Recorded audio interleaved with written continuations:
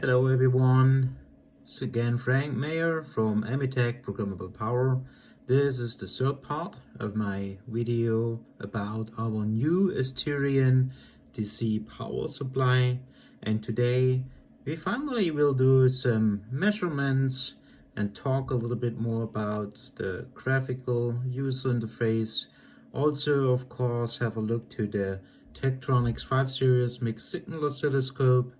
And I can't thank Tektronix often enough for providing me that oscilloscope to do that demo. So first things first, as you can see, I have already made some adjustments. First, I have attached a passive probe from Tektronix to channel 1, which is marked in yellow. So there's small colors always over those different channels, and that's a great feature, especially if you have more than one channel in use. Then sometimes you may change, for example, the trigger source, and you could say, hey, I like to trigger with a signal on channel 1, and what you will see here in the trigger menu, at the moment it's yellow because the source is on channel 1. Now I will go to channel 2 and immediately it's changing the color. I find it pretty awesome, so they did definitely a good job on that. Let's go back on channel 1. As for the very simple measurement, we like to trigger also on channel 1. I also adjusted already the volts per division to 50 volts per division, as you can see, as I today do the demo on a 60 volt DC power supply from us. And yeah, let's turn on our Asterion DC power supply.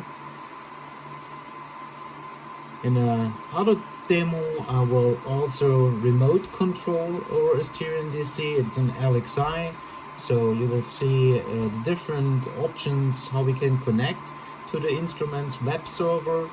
We also have a free software available, which will offer you many more features for that Asterion DC, but more about remote control, especially as this is a high power supply, where you can drive it up to 10 kilowatt. You can imagine you need a lot of cooling to run that with a good accuracy and not heating it up too much. And therefore, very often, it will be necessary that you remote control it.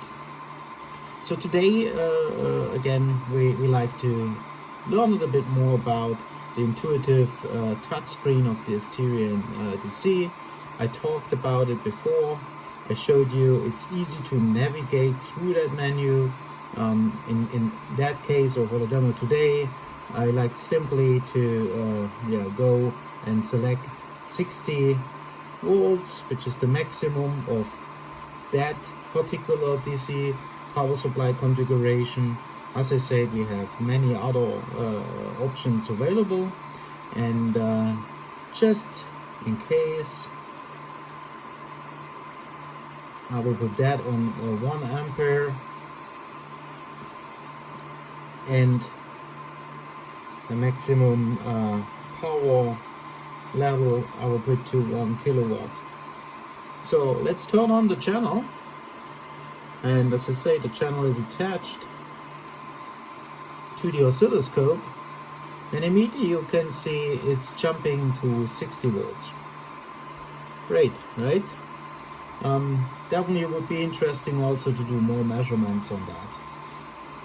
The oscilloscope comes with, from Tektronix, comes with very nice features which you can use. For example, here are some measurement features, and what I find also very interesting is those power measurements which they already prepared for you, and you could also do some switching analysis of your power supply. You could do an output analysis, a switching ripple.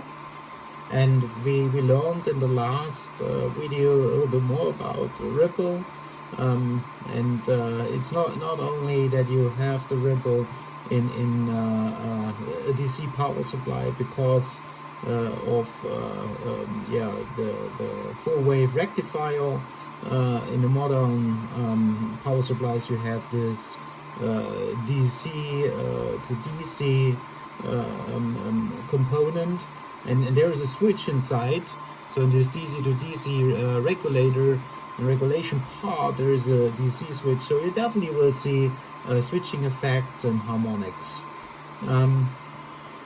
I don't like to use that feature at this point of time. Maybe I would do in another demo video. I first like to do it by myself and run the whole measurement of the ripple yeah, in a manual way. So let's do it. First, I will turn on the output again. Immediately it jumps to 60 volts as we saw before. Now, as you know, we should measure the ripple in a different coupling mode. So I will now go to AC coupling, and that basically will measure only the AC portion of that signal. That means all of the DC part will be blocked, and we focus now on the AC, which is basically the ripple. You can see that now we can use a much more sensitive vertical scale. So let's do that. And yeah, we immediately you can see we're coming closer to that ripple. Now we have clipping here. We don't want to have that, so let's go to another range. We don't have that signal clipping. Maybe it's also meaningful to catch a little bit more information about that signal. And yeah, that looks pretty much already close to what we want to analyze the ripple. So let's turn on for a second fast acquisition. Gives us a better way to measure and capture more of that ripple signal as we have a faster update rate established. It's also a nice feature of that Tektronix oscilloscope. And now what I want to do next, maybe just for a second, let's check if the trigger, that one looks even better than before. So the trigger level seems to be perfect. And now, yeah, we can do it manually, but as I said, there are a lot of pre-configured measurements already available for you. Why not using those?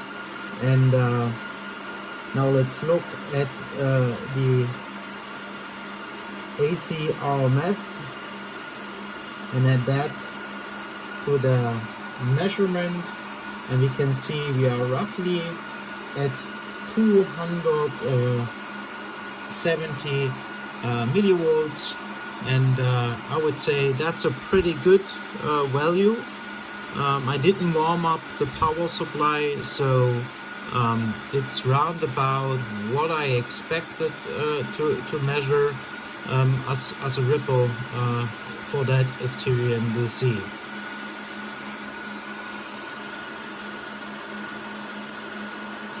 So let's turn off the output channel again, and hope you found that interesting. Also, you can compare the measured value with what we specify in our manual as the ripple value. And if you have any questions to the measurements I made today, yeah, just let me know. If you have other asks, things you want to see from our power supply, please don't hesitate and contact me. And yeah, I'm more than happy to discuss with you the details. And if I have the right setup here, I'm also happy to do those measurements for you. Thanks a lot and for watching the video. Please subscribe my channel and share it with other people who are also interested in that kind of power supply technology and the latest news. Thank you. Stay safe and healthy, and see you again soon.